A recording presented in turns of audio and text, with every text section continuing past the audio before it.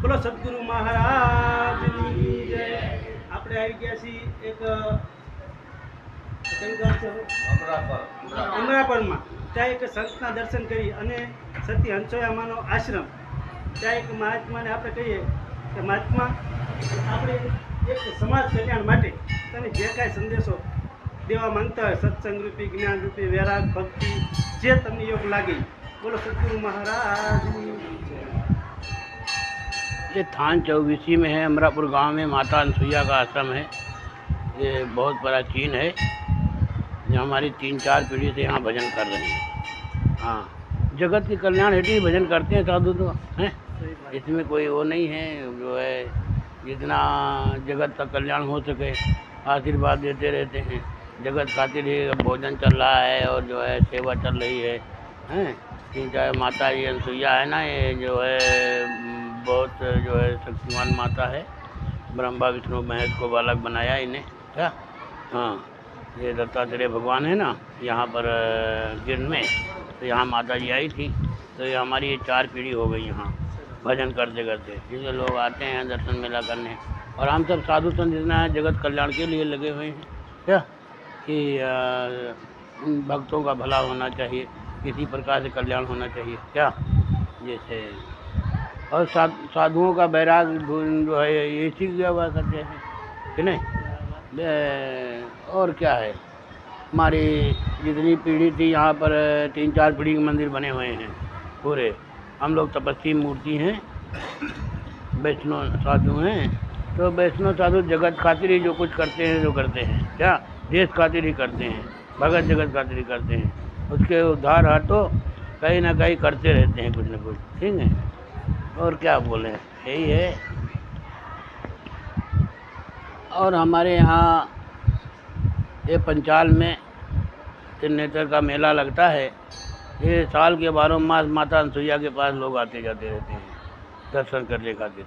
साधु के दर्शन करने यहाँ 4-5 आश्रम हैं अगल बगल, इनके सब साधु हैं। अच्छे अच्छे तपस्वी मूर्ति यहाँ रहे हैं, इसलिए यहाँ जनता आती रहती पूरी सौराष्ट्र की, क्या। और हम सब जो करते हो भगत खातिर ही करते हैं, क्या जगत कल्याण हेतु ही करते हैं, और कहीं अपना परिजन नहीं है, क्या। बाकी भजन पूजन भगवान की सेवा यही मेरा लक्ष्य है, मुझे कोई और लक्ष्य नहीं है। बाकी भगत जगत को आशीर्वाद देते हैं, जो अपने पास है वही देते हैं। बाकी भगवान कृपा करे। भजन किसे कहते हैं? भजन वो तो एक अंदर आत्मा जो है हमारी, हम भगवान को शरीर अर्पण कर दिया है, उसे भजन अपना बैठ के करते हैं। अपना भजन पूजन जो करते हैं ये माता जी के पास, ये हमारा यही भजन है। अंदर से राम सुमिरन करते हैं, जो भगवान का नाम जपते हैं, समझिए, यही भजन है। और सेवा भजन है, जो सेवा आया, कोई चाय पानी भोजन है और भजन गौ सेवा है, यही भजन होता है। हाँ, और कोई भजन कौन है? यही भजन है, राम राम करना। भगवान का जगत अपने पास होगा, राम राम करेंगे तो जगत का कल्याण होगा, है। इसी प्रकार से संत हैं, ये धर्म का प्रचार करते हैं। हाँ, जैसे किसान है अपनी खेती को देख रेख करता है ना, तो उसमें उपजाऊ होता है, इसी प्रकार से संत भजन करते हैं तो जनता का जो है कल्याण होता है। उससे भगवान को भी ऊर्जा मिलती है भजन करने से, समझिए। इसलिए साधु संत एक ही का लक्ष्य है, खाली सेवा और भजन। भजन है एक जगह बैठ के सुबह शाम उसका राम नाम का स्मरण करते हैं, क्या, और सेवा करते हैं भगवान की। सुबह शाम आरती पूजा सेवा, यही भजन है, हैं। बाकी सत्य बोलना सबसे बड़ा भजन है, क्या। हाँ, आए गए की सेवा, कोई चाय पानी भोजन। अभी शाम को कारीगर लग जाएंगे, यहाँ भोजन पानी भी चलता रहता है, भंडार। बाकी कौन सेवा है, यही है भजन, सत्य ही भजन है, क्या। हाँ, सत्य बोलना ही भजन है, सेवा भजन है, भगवान की सेवा भजन है, हैं। बाकी संत लोग जो सुमिरन करते हैं जगह बैठ के, हवन पूजन वगैरह ये जो करते हैं, ये सब जगत के कल्याण हेतु करते हैं। बस, हाँ, आनंद करो। આપણે સંતો જે ધ્યાન ધરે મહાત્મા, એ ધ્યાન કોનું ધરે મહાત્મા? ये अपने इष्ट देव ने ध्यान धरे, भगवान का ध्यान धरे। भगवान का ध्यान धरता है ना, जो भजन का जो गुरु ने हमारे हमको नाम दे रखा है उसका सुमरन करते हैं।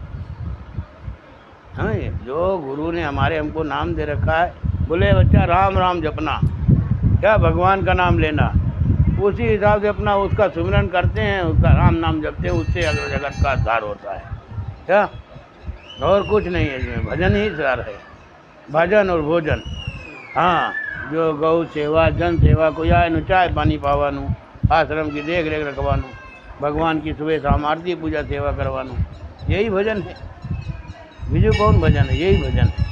सत्य बोलना ही सबसे बड़ा भजन है। मन की तरंग मार लो बस हो गया भजन, समझ गए? हाँ, मन जो है साधे तो सब सद है। जो मन साध लेता है सब सद है। वो जो संत होता है जो मन को साध के भजन करता है, उनका आती है अपना सेवा पानी लगा रहता है। अनसुईया आश्रम है ये, मेरा रामदास नाम है। मेरे गुरु का नाम ध्यानी दास था। वो ध्यान लगा ही बैठे रहते थे। ये धूना बना हुआ है ना, ये फूंक मारते जल जाता था। अग्नि नहीं जलाते थे, खाली फूंक मारते थे तो धूना अपने आप जल जाता था। हाँ, समझे? हमारे महाराज भी जो है एक अयोध्या में है आश्रम, कनक महल में। बड़े महाराज वहाँ रहते हैं। एक महाराज हमारे बम्बई में रहते हैं, मल्हार तपोवन में। बड़े श्री माधवाचार्य जी महाराज, और अयोध्या में श्री सीताराम दास जी महाराज रहते हैं। हमें उन्हीं की ये पूरा परिवार है, यहाँ सौंप रखा है। हम चलाते हैं इसको, यहाँ भजन करते हैं। और गुरु के पीछे समाधियाँ बनी हुई हैं, उनका सेवा पूजा करते हैं। हमारे गुरु लोग सिद्ध थे।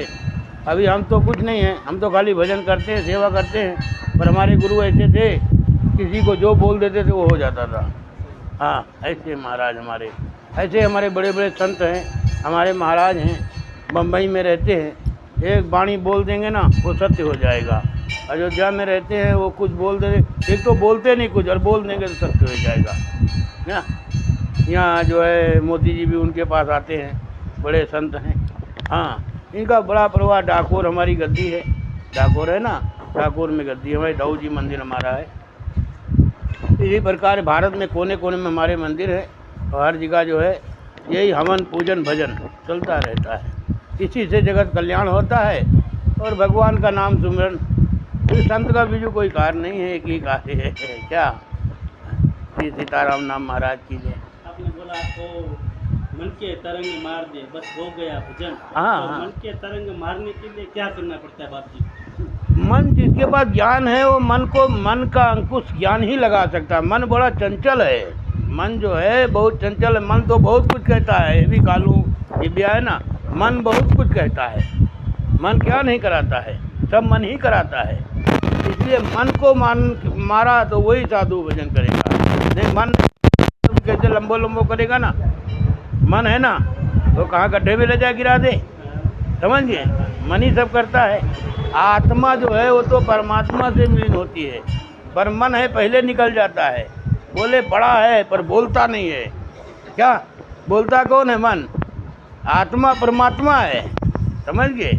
पर मन जो है बड़ा चंचल है। मन बोलता है घाटले पड़ा है पर बोलता क्यों नहीं है?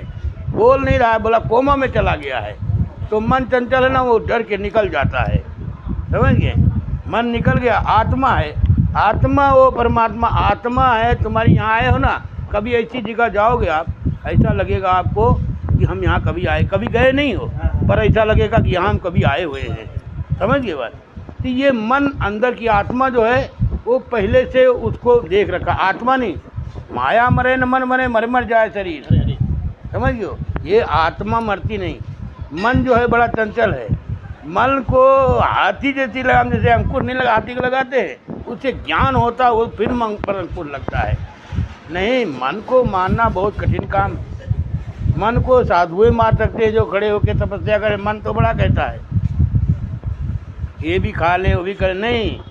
मन को मारने खातिर भजन ज्ञान होगा, जिसके पास वो मन को अंकुर लगा सकता है, समझे? नहीं तो अंकुर नहीं लगाता। हमारे संत महात्मा थे ना, वो क्या करते, भजन करके निकले तो देखे सेठ के वहाँ बढ़िया बर्फी रखी हुई थी। तो बोले, मन बोला क्या कि हमको भी खाना है। तो महात्मा बोले, अरे अभी तो मैं भजन करके उठा हूँ, ये मन फिर भी नहीं मानना है। फिर वो सेठिया के पास चले, बोले थोड़ा सा हमको भी बर्फी खाना। बोले आइए महाराज, आइए थोड़ा सा बर्फी दिया। तो बोले खाऊंगा नहीं, मेरे को धोने में दे दो। अब दोनों में ले लिया। रात बोले मैं गंगा किनारे बैठ के पाऊँगा। अब वो रास्ते में जा रहे तो गऊ का पोदरा पड़ा हुआ था, वो उठा लिए, एक हाथ में बर्फी थी। अब गंगा किनारे पहुँचे तो क्या किया, बर्फी जो थी वो मछलियों खिला रहे थे और पोदरा था तो मुंह में नाच रहे थे। तो मन हाथ जोड़ खड़ा हो गया, महाराज आप जीत गए, मैं हार गया, आपसे कोई इसलिए साधु महात्मा ही मन की चंचलता को मार सकते हैं और आगे का विकास कर सकते हैं। जैसे अच्छा नेता मिल गया ना मोदी जैसा, बोला बड़ा विकास कर रहा है कि नहीं, उसी पर अच्छा साधु होगा तो अपने आप जनता का कल्याण होगा। क्योंकि संत दरस जत पातक तरही, संत के दर्शन हो जाए ना, उसी में पात्र कुपात्र बन जाता है। क्या पात्र है ना, पात्र बन जाएगा। इसलिए संत समाजम हरि कथा भैया, संतन की महिमा रघुराई। इसलिए भगवान ने बोला हमारा मत कर बस संत का कर, क्योंकि संत का लेखा नहीं मिटता। संत वचन हुई है नहीं पंगा, चाहे पूरब से पश्चिम पाएंगा क्या। इसलिए संत जो चीज़ हैं वो क्या है, शांति का प्रतीक है।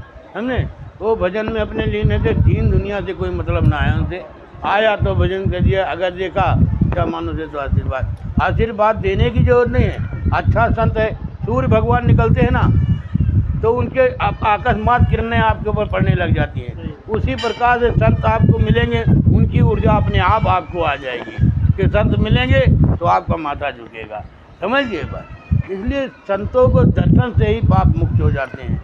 गंगा गौ साधु इनके बड़ी महिमा होती है, पर संत होना चाहिए, भजनानंदी होना चाहिए और मन को मारने वाला होना चाहिए।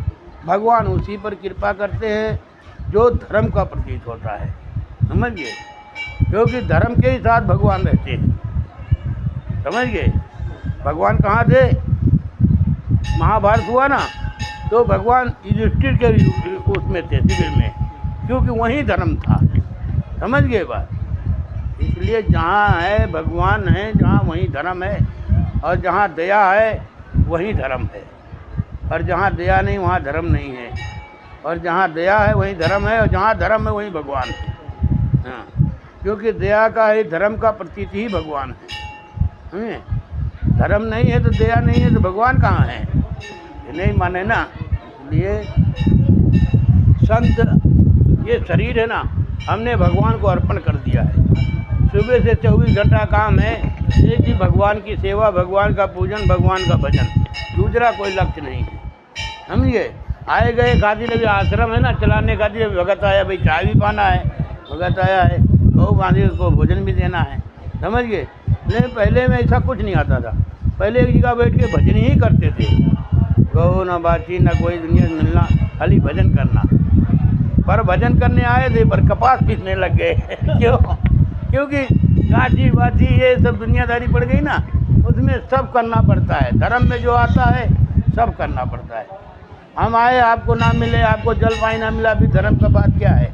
जहाँ गए वहाँ मन को संतुष्टि मिलना चाहिए। यहाँ पर सुबीर हो जाए तो अगर संतुष्टि मिलेगी तभी भगवान की बात। मन को शांति ना मिले तो भगवान कहाँ मिलेंगे। और जब मन को शांति मिल जावे तो समझ लीजिए भगवान। संत के पास जाओगे प्रवचन ज्ञान ध्यान, बाकी संत के दर्शन से ही सब हो जाता है। हाँ, बाकी कहीं नहीं है। अच्छा संत होगा वजह आपको आनंद है, जाओगे वहाँ ऐसा लगेगा कि जो है हाँ किसी से मिलत एक दारुण दुखती ही बिछड़त एक प्राण हल्ले ही। जैसे अब संत मिले तो ऐसे कोई अपना बिछड़ गया, ऐसा होता है। समझिए। तो संत तो अगम है, संतन की महिमा रघुराई है।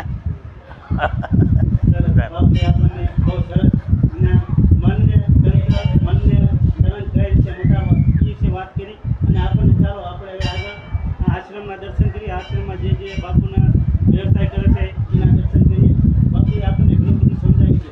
જરાક આપણા લક્ષ્યમાં લઈએ તો આપણા જીવનમાં ઘણું પરિવર્તન થાય છે. અને સંત પરમ હિતકારી, એટલા માટે તો સંતો હિતકારી કહેવાય છે. બોલો સદગુરુ મહારાજ કી જય.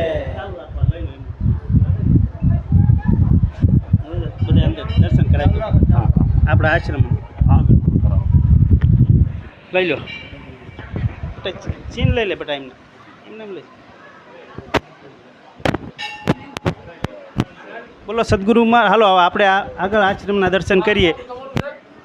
હવે આપણે આશ્રમમાં જે સતી હંસોયામાં જે ભગવાનને બાળક બનાવ્યા હતા એવા આશ્રમના દર્શન કરીએ. ચાલો. અને આપણે આવી ગયા હમરાપુરમાં, ત્યાં સંતને દર્શન કરીએ. રામદાસ બાપુએ આપણને સત્સંગ ખૂબ કરાયો છે. ચાલો એક મિનિટ દર્શન કરવા દો બેન. યુટ્યુબ આમ આગી રહે. આ છે સતી હંસોયામાનો આશ્રમ. ત્યાં